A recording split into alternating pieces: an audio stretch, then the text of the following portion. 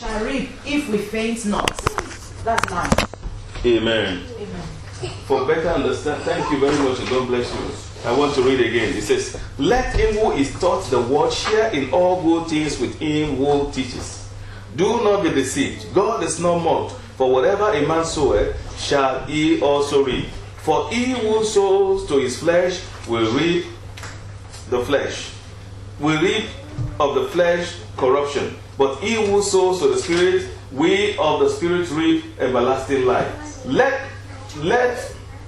us not grow weary in doing good, for in due season we shall reap if we do not lose heart. Amen. Father, we thank you once again for the reading of your word. Let your purpose come forth. Let your word manifest. Glory to your name, Lord. In Jesus' name. Amen. So today, I just want to share this short message with us. And I want us to hold the title as we are going, so that we will not forget. Because when we know title and Bible passages, it will remind us of messages from many years after. Amen. And this one is called Sowing into the Spirit. Sowing into the Spirit. Sowing into the Spirit, or after the Spirit. Amen. So in this passage we just read, we saw two things. He said, he that soweth after the flesh reap what? Corruption. And he that soweth after the Spirit reap what? Eternal life. So that is what I want you to remember. Sowing after the Spirit. Amen. So the sowing in this word is borrowed from an agricultural language. You know, in agriculture, we talk about sowing, harvest, and planting. We understand it. So sowing means when you put a new seed into the ground. You put seed into the ground to be germinated, and you expect it. You don't just put it on the ground, but you sow it with expectation that the result will come after. Amen. So that is sowing. So in other words, sowing means investing. To put something, to put your life, to invest in your life, or to invest after spiritual things. So when the Bible says anyone that sows into the flesh will reap corruption, which means when you invest into the flesh, you reap what? Corruption. We agree with me that sowing means investing, isn't it? When you invest, you expect. But investment is used in business terms. But sowing is used in agricultural terms. So, but two of them actually mean the same thing. So when you invest in something, you wait for the result. And when you sow also as a farmer, you wait for the result. So sowing, I don't want us to forget it. Sowing after the flesh, the result is, for instance, if I come here and make a mathematics which I say sow plus flesh equal to what? Corruption. Sow plus spirit equal to what? Eternal life. So in other way, we have flesh inside one body. We have flesh. This is Sister Antonia sitting here. Everybody believe me? If you don't believe me, raise up your hand. If you don't believe it, Sister Antonia, raise up your hand. Oh, Israel doesn't believe that is his mommy. Amen. So this is Sister Antonia. Why do we know her? Can somebody tell me, why do you know this is Sister Antonia? We know already, but we don't know how to put it. Am I right? Everybody knows. Because of the way she looked like. We have seen her many times. Before I know someone, I might not know the way they look like. Have you ever spoken to somebody on the phone many times? You don't know the person, you just keep on speaking on the phone. But the time you met the person, you say, the voice is different from the body. You know that some people will imagine that they will look somehow when you see them. But when you now finally see them, they look different from what you think from their voice. You see, because you have not seen them. And that sight that you see is a recognition of the person, identity of the person. So the voice you used to listen to on the phone before you actually met the person is the spirit, the soul, the human being that you are speaking to. But the body is identification. So I want you to understand before I go deep, so that it will not look like a mystery. So you understand now that the flesh is what you see. The spirit is the being that you cannot see and is inside of you. And the spirit being is more powerful than the flesh. anything that you want to be or become in life, if it's not settled in the spiritual, you can never see it in the physical. Flesh comes from the dust, from the heart. And spirit, flesh can be identified, but spirit cannot be identified. Spirit cannot go to jail. Can you lock up a spirit in jail? You cannot lock spirit in jail. Spirit can escape from this room without opening any door. Spirit is borderless, is boundless. Spirit is liberty. Spirit is freedom. Spirit is holy. Spirit is righteous. Spirit cannot tell lies. I can say it on and on and on about the characteristics of the spirit. Amen. So, in other words, if you are a spirit, then you are borderless. And nobody can chain you to a spot. Nobody can do anything harm to you. You cannot kill a spirit because the spirit is already dead. Am I right? Because when the Bible says you are dead with Christ. Which means you are no longer a living. Like if somebody come and threaten me and say, we'll kill you, and say, you are talking to a dead man already. But the person might not understand. So you are talking to a dead man already. We don't die 2 times. Because you cannot kill me because I'm already dead with Christ. Which means spirit is already dead. I'm talking about genuine spirit in Christ. And I want you to understand this principle, please, from the beginning. So that when we reach to the end, you will not be confused. If you don't get it from the beginning, you will not be able to understand what I'm trying to say. So make sure you follow us and don't mind the children. Just make sure you keep them quiet as best as we can. Amen. So whatever your life is in the physical is as a result of what your spirit is. Yesterday. Nothing can happen to you without your knowledge. It's either you forget or you do not know. For instance, anywhere you have been, you have seen them before in the spirit. Before you get there in the physical. How many of you can believe we all say that when you came to heaven, you passed through some places, it looked like you know them before? How many people can you notice that? You pass through some place, it looks like you have been there before, but you have never been there before. Nothing can happen to you without you knowing first in the spirit. If you see something, I'm surprised about some people that have dreams and they say, don't care, don't worry, that's just ordinary dream. There's nothing like ordinary dream. But dream is your body relax, because spirit does not sleep. Do you believe with me? Spirit doesn't sleep.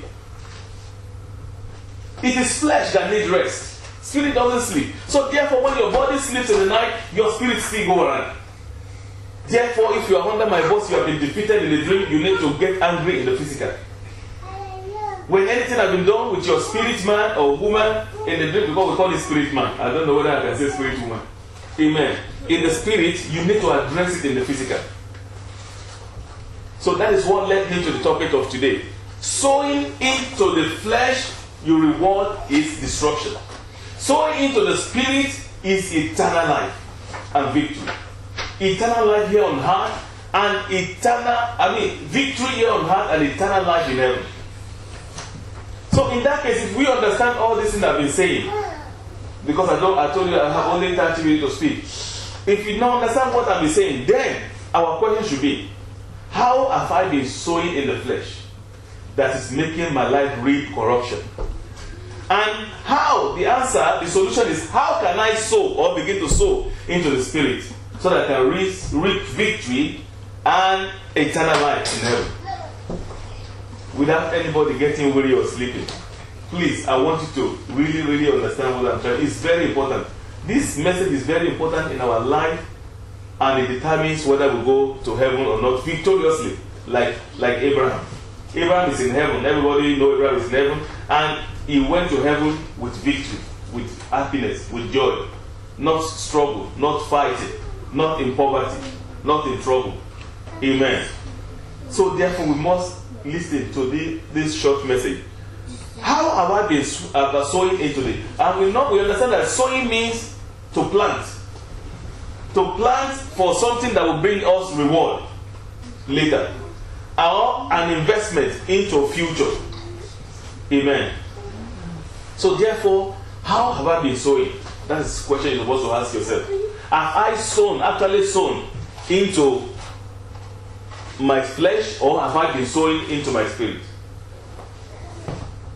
what will come to your mind first of all when you hear about sowing into the spirit or sowing into the flesh? Before I begin to sort those two riddles, I want us to read one or two more Bible passages. John chapter 6, verse 63 and 64. John 6.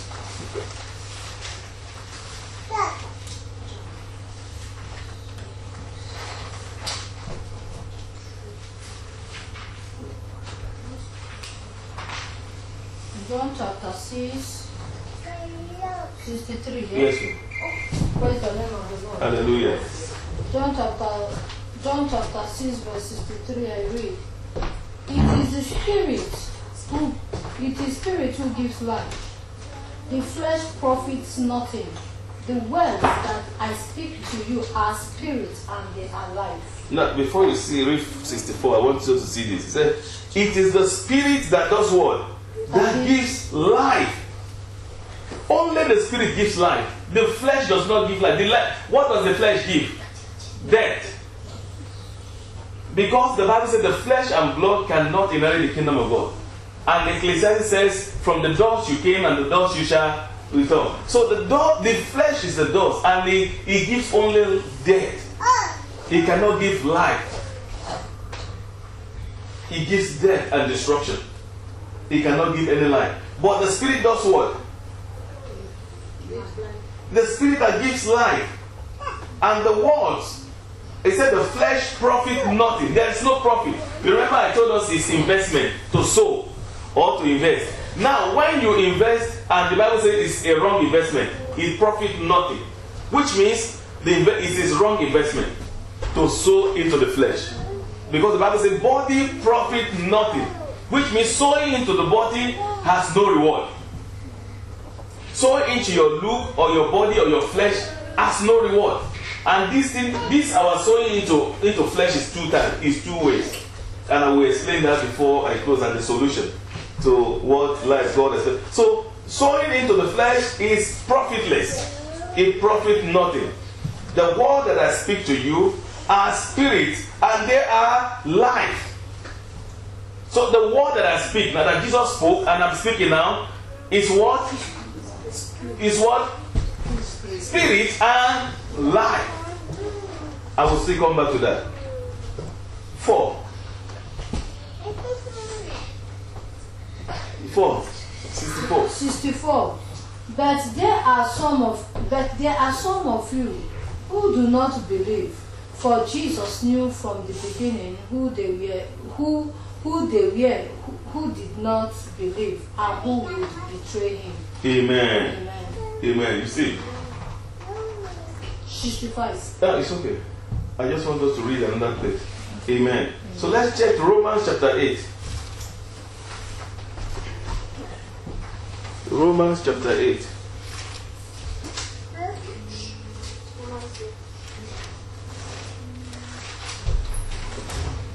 Are we in Romans 8? Yes, sir. I want someone to read from verse 5 for me, please. For those who live according to the flesh, Yes. set their minds on the things of the flesh. Now, I want us to take it step by step. We are still dealing with sowing into the flesh, isn't it? And sowing into the spirit. And we have heard in the John chapter 6 that spirit profits nothing. So it is not advisable to sow. The flesh profits nothing. It is not advisable to sow into the flesh. Because anything sown into the flesh leads to death and destruction. So anything sown into the spirit leads to what? Life. And life eternal. Amen. And this is saying now, this is how to go by it. He said, for those who live according to the flesh, set their minds on the things of the flesh. In other words, those who sow into the flesh, they are only concerned about the things of the flesh. Because that is where they are rewarded. When the farmer sows with the expectation of going there and checking all the time. That is where his desire is. That is where his heart will be.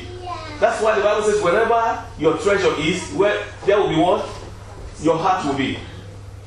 A farmer that has a plantation, if Sister Owa, for instance, have a plantation behind here, maybe you just plant tomato and some vegetables. You know, if your window was, I don't know where a window used to be. If your window was area, every morning you just look through the window whether everything is okay, and later you carry your watering can and you put it there. And everything you are doing is not for the sake of the tomato; it's for your own sake. You see that? It's not because you love the leaves and everything there. You are putting water on them so that they can be look good. It's because you want something from it. You desire to get a result from that. So your heart is always there to check it all the time how they look like. So because of your heart is there, you expect your reward of your investment or the product of your soul that you have sown. So we understand now. So it says, those who sow after the flesh, they always pursue the flesh, because that is where the desire is. That is where their heart is. That is what they want to read from. They cannot read from the spirit because they are sold into the flesh, whether knowingly or unknowingly.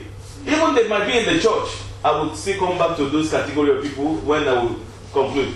Whether they are in the church, they can even be deacon, they can even be deaconess, they can even be choir member, they can be teacher, they can even be pastor or bishop or reverend. When you sow into the flesh, you want to reap from the flesh. When you sow into the spirit, your heart will be expectation of the spirit. Yes? But those who live according to the spirit, the things of the spirit. You see, those who live sowing according to the spirit, their desire and their whole life will be towards the things of the spirit. 6. Verse 6. For to be carnally minded is death. Now, to sow, what he's saying is that to sow after the flesh, because flesh is carnal. To sow after the flesh and expecting the reward from the flesh is what? Death. Destruction. Yes? But to be spiritually minded is life and peace. So, in other words, to sow and expect reward from the spirit, to sow into the spirit and expect reward from the spirit is peace and what? Life. Yes, 7. Because the carnal mind is enmity against God. That mind that is sown into the flesh and expecting reward from the flesh can only be enemy of God. Because their expectation will be carnal. Their belief will be carnal. All their ideas will be carnal. Because they are sown into the flesh and they are expecting to reap corruption.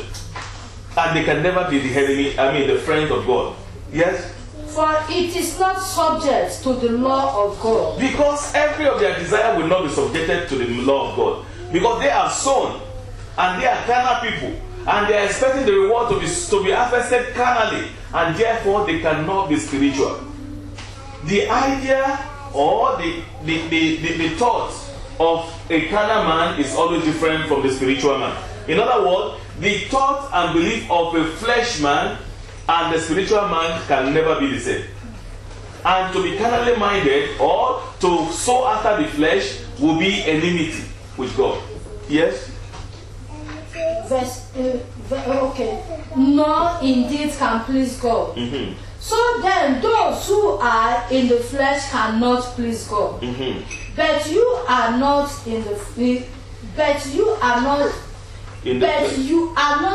flesh, but in the spirit. Mm-hmm. If indeed the spirit of God dwells in you. Mm-hmm. Now, if anyone does not have the spirit of Christ, mm-hmm. he is not his. Amen. Thank you. If anyone does not have the spirit of God, he is not his. Now, this is where we are going to say how we sow into the flesh and how we can begin to sow into the spirit. Because sowing into the flesh is destruction. Many people wrongly sow into the flesh, they think they are sowing into the spirit. No matter how we bring our offering, whether physical offering, I will talk about what I mean by physical seed and spiritual seed, so that we will not get confused. So flesh has physical seed and spiritual seed. So also spirit has physical seed and spiritual seed that we put into it and expecting result. And so many people ignorantly in the church, they sow physical seed of flesh and they think they are sowing of spirit. And I will explain to you bit by bit. I believe I still have 11 minutes more. Amen.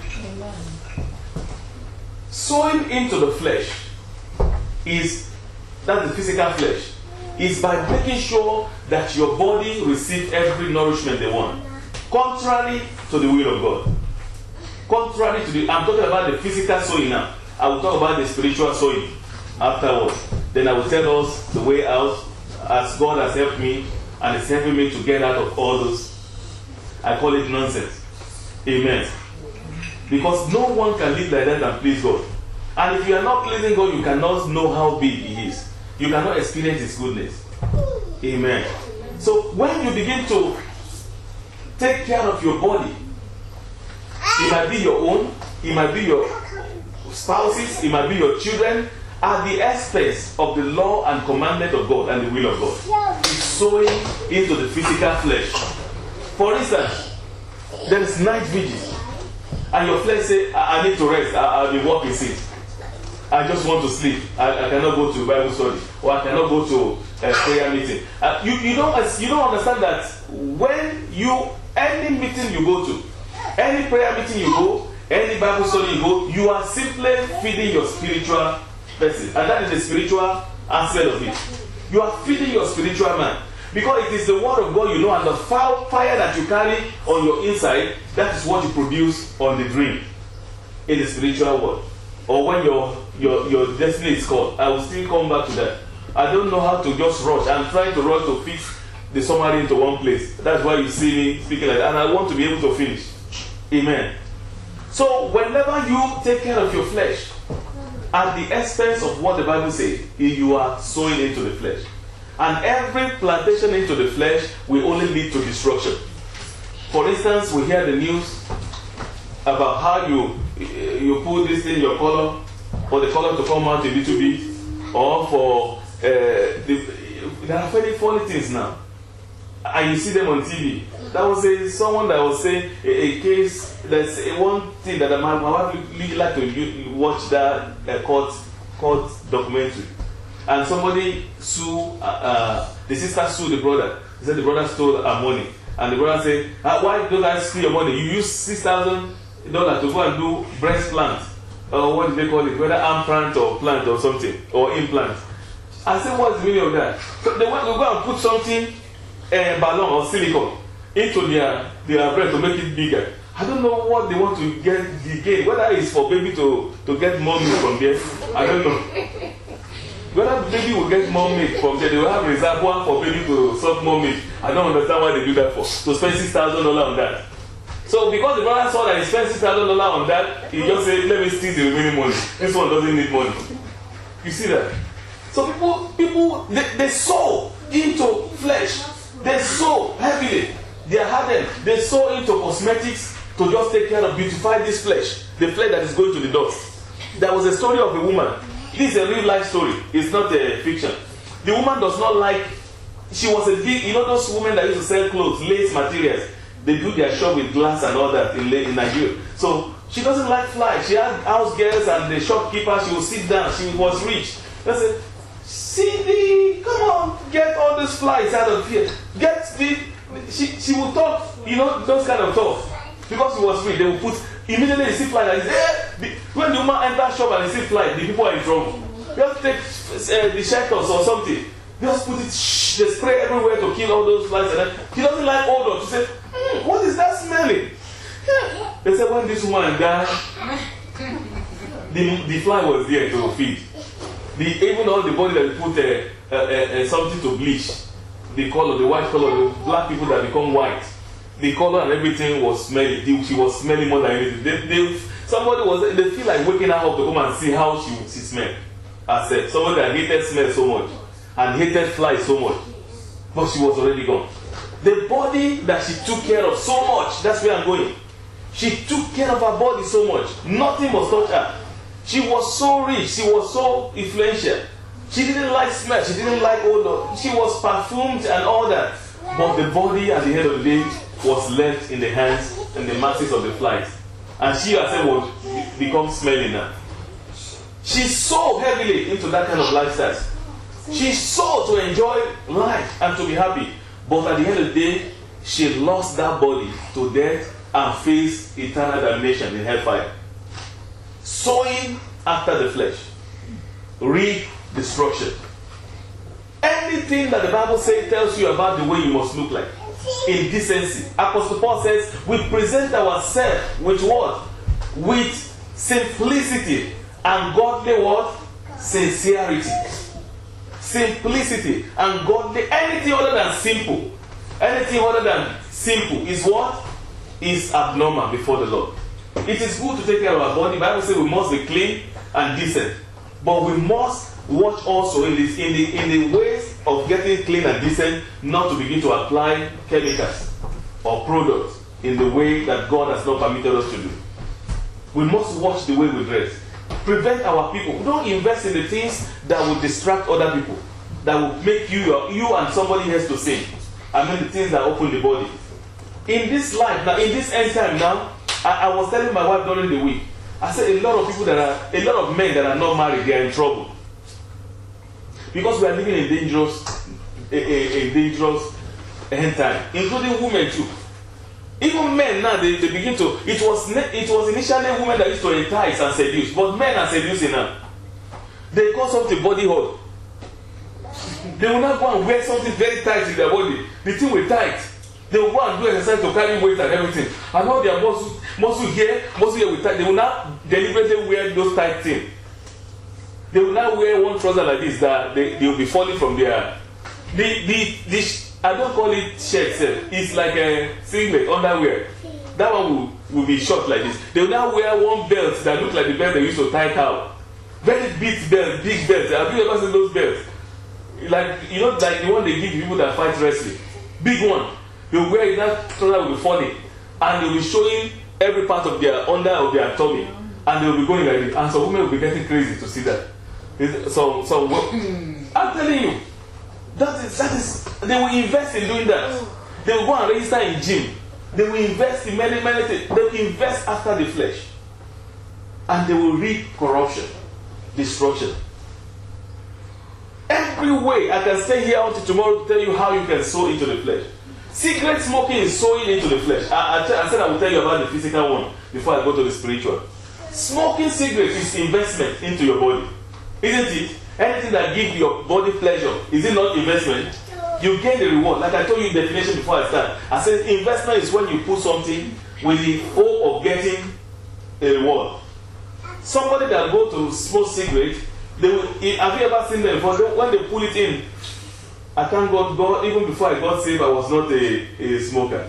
So I wouldn't know how it is. So they will just pull it in, and some of them will look over it. It will circulate on the head and everywhere. They feel some happiness from it. And they became smokers.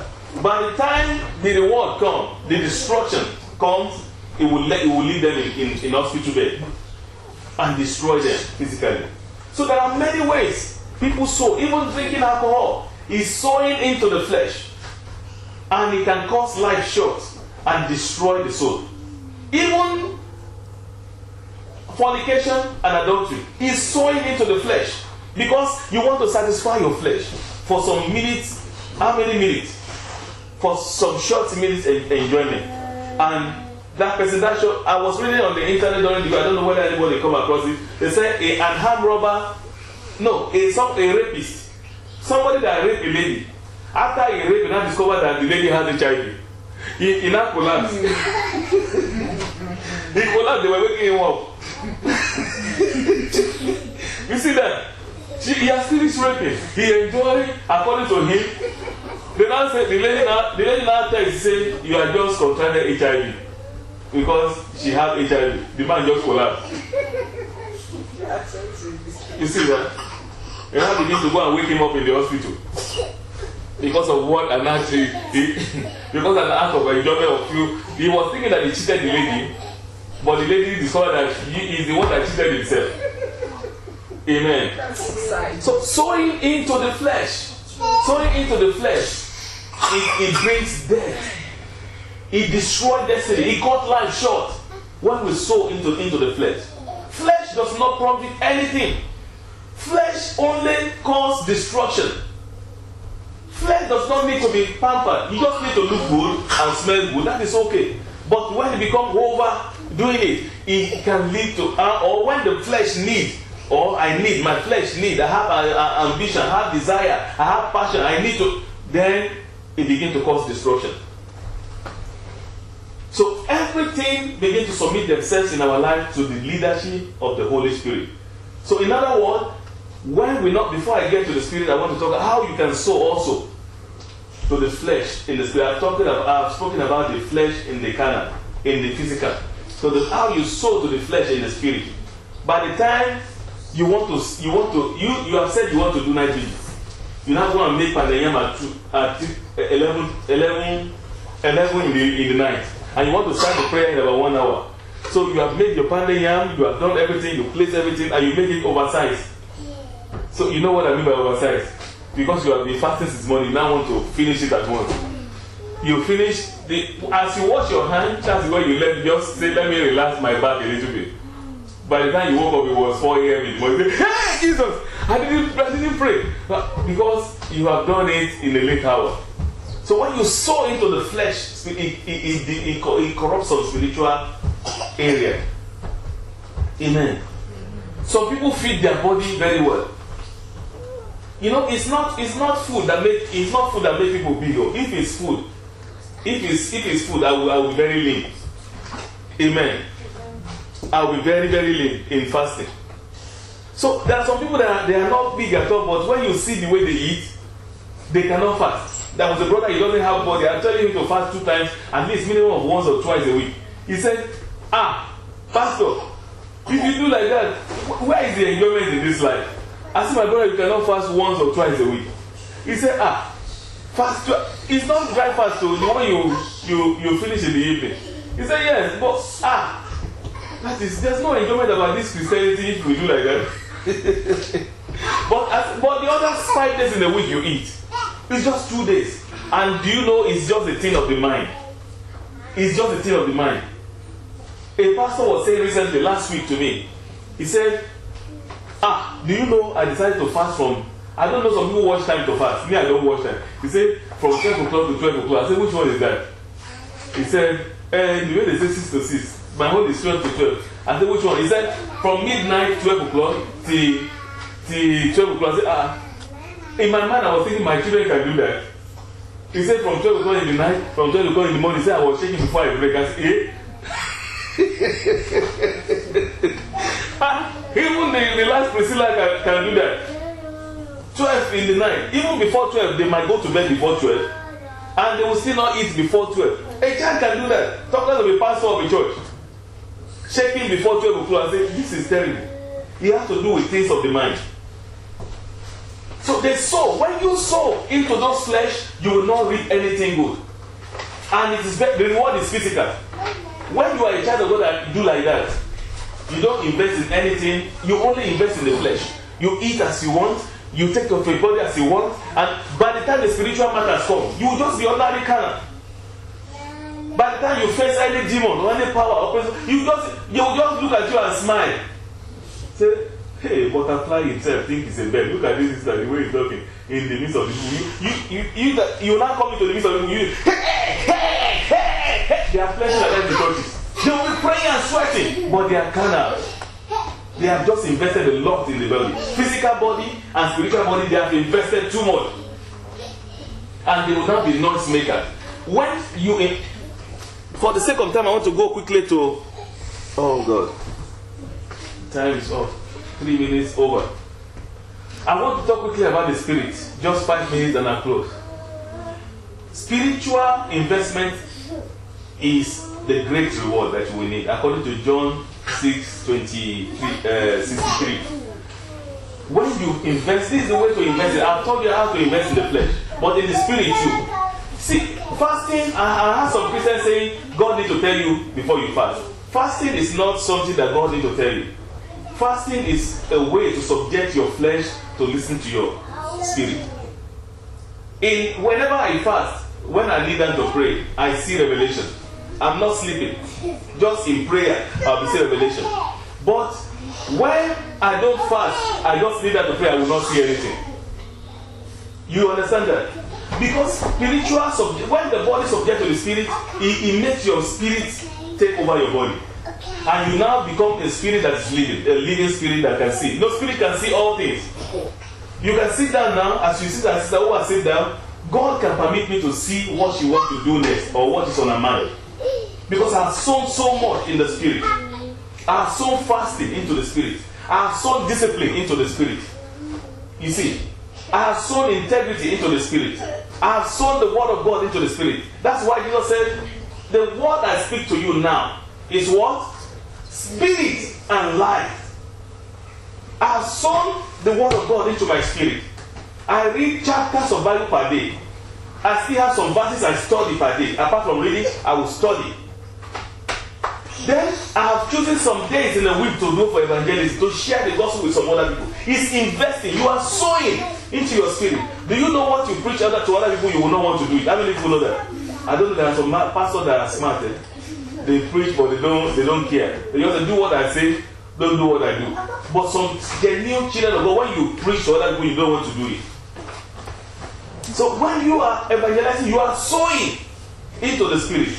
And when somebody like that has sown too much into the spirit pray, the devil is in trouble. Their kingdom is in commotion. Even when you walk, the level of your sowing in the spirit is the level of the way the evil spirit will be afraid of you. When you are someone that sow daily into the spirit, you sow the word of God into your spirit, you sow the prayer into your spirit, you pray. The minimum I told people to pray per day is 1 hour. That's minimum. If you can't do it straight, you break it down. That's minimum. Break it to 3 times or anytime you have time. But that's the minimum. But the more you spend in prayer, not prayer of God, I need you, I need prayer of digging your life down in Christ the way you want to be. What you want Him to do for you. Spiritual life. How you want to please Him. How you want to obey Him. So when you sow prayer, you sow the word of God, you sow evangelism, and you sow fasting into your spiritual man, you become terror. You become terror to every power of darkness. You speak a word, the heaven hear you. If you don't doubt in your mind. You remember the verse 64 talked about, because God, Jesus knows that some of them don't know, they don't believe. If you believe, you sow into the spirit and you believe, you have faith, believe me, you can make anything happen. If the sun is hot, you can stay and say, sun, hear me, go down in the mighty name of Jesus. Do you know sun is a servant? The Bible says everything that God, the sun, there is a glory of sun, there is a glory of moon. All of them have their servants, they are working for God. And you also, you are servant. If you obey, and you sow into your spirit. So when you stand up and you take servant, obey servant. They understand authority. That's captain of the soldiers. He says to Jesus said, I am also, he says, just speak a word. And I believe my servant will be healed. I am also a man under authority. When I say one should go, he goes. When I ask one, so all those things that God created, they know authority. So if the rain is falling, and you stand and say, God, and if God knows that you really need the rain to stop for you to do some important thing, I'm telling you, the rain must obey you.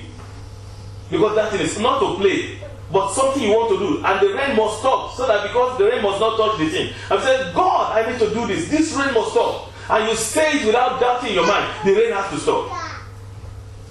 And the people around you will witness. That is where I want people that like Elijah in this church. I want people that are in your where you live, they will know that you are living in their house.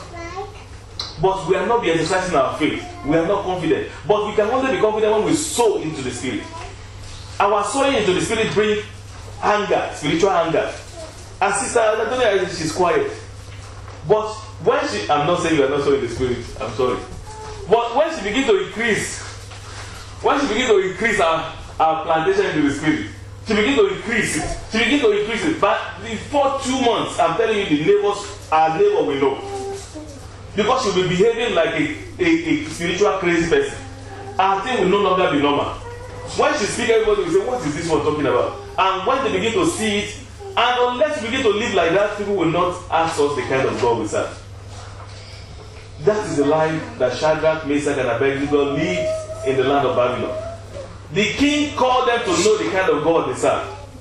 And the king made order in the whole land and all the promises that from today on, put it into our law. Nobody should serve any other God except the Lord of these people.